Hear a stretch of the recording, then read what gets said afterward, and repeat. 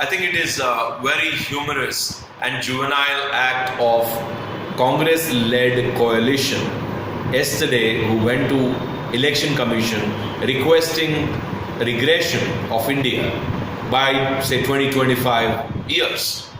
Even the African countries are now on electronic ballot system.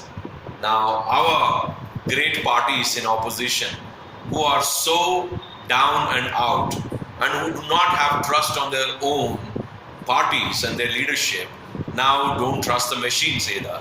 So if they get defeated by Bharatiya Janata Party, the issue is not about lack of leadership. The issue for them is not about losing trust and faith of the people of this country.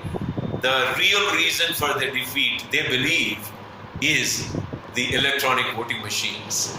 It is quite juvenile and it is such a joke that the Congress is leading a pack of losers by being a loser, the loser's leader. And for certain reasons, I think Congress itself can lead this kind of a pack because it's the biggest loser of all.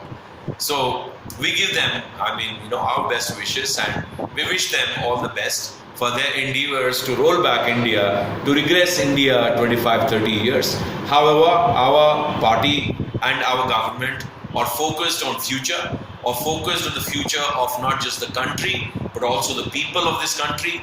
And we want to put an end to the divisive and populist politics of this country, which is unleashed by Congress right from 1947, and then the pack of wolves like the regional parties, the private limited companies, the family-run organizations, businesses, and political parties, which are all equivalent. I think we will put an end to all this very soon.